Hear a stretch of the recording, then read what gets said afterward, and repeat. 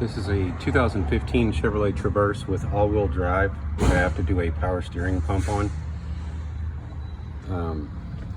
It calls for 6.6 hours of labor, and the process says to remove the all-wheel drive unit, the exhaust, catalytic converter, and pulling exhaust apart is very risky. It's already broken here.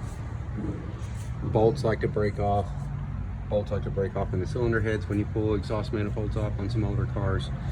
Especially some of the GM exhaust manifold bolts are pretty bad about breaking even when you don't touch them. So I didn't want to risk having that nightmare to deal with. So I tried to find a different way to do the pump. I was able to get it out by removing the tie rod ends, pulling the bolt out of the subframe here and here in the front. Then I took a large pry bar and pried down real hard and put a piece of 2x4 and some washers in there. And I was able to get the pump out. It was a fight. It was a big fight, but it did come out. The only way I could get it out was with the pulley facing down and spinning and twisting and pulling and kind of fighting this pump out of there. And I did take it out with the pulley on. If I would have taken the pulley off, it would have been a lot easier. But it's pretty hard to brace the pump after you unbolt it and remove the pulley off the pump. So I left it on. This particular car, the transmission is out in it. It has a host of other issues too. I have no idea why we're doing a pump on it when it doesn't run properly or drive or do anything. So since this thing is in such bad shape and likely headed to the junkyard, after I pulled the pump out, I notched this bracket here. It had a wall on it like this, through here at this angle. Notching this made it a little bit easier.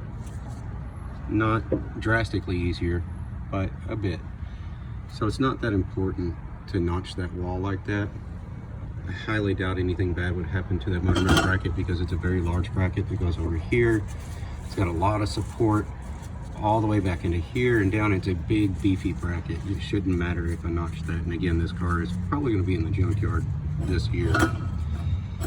So I just wanted to see what it was like to put the pump in and out with the notched bracket.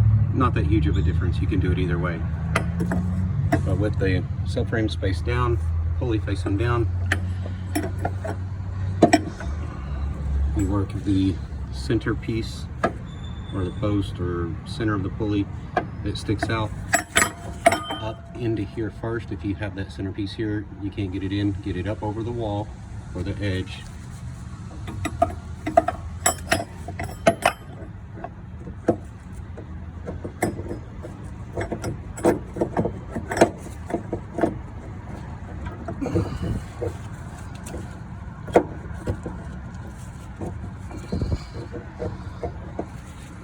It's really hard to do with the phone. I thought I was going to be able to just pop it right in there. Give me 1 second.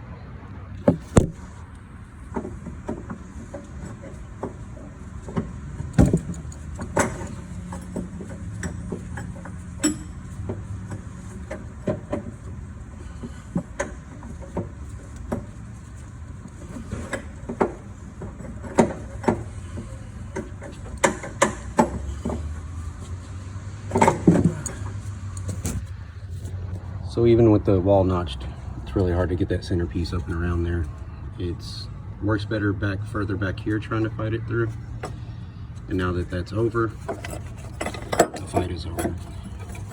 I'm going to put it up in there and bolt it back down.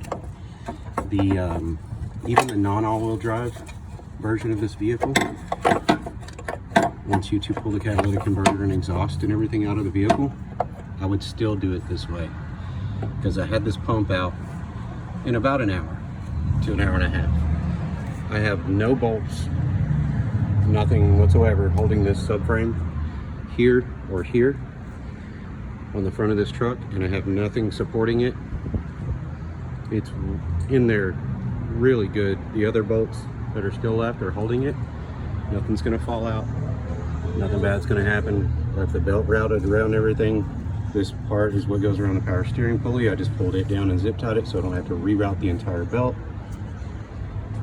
This is really fairly easy compared to the way you'd normally have to do it, or that you're supposed to do it. The original pump, I think, was slotted back there for that bolt. Oh well, this is going on too long. That's plenty of information to help you. You got 2 bolts that hold the pump on. One goes in here, one goes back up through here that I was able to access with a long extension coming up through underneath the car and up through there. And those are the only 2 bolts that hold it on. With the pump in place, you cannot get your pulley puller in there to get the pulley off. It sits up like that, frame's right in the way even when it's dropped down.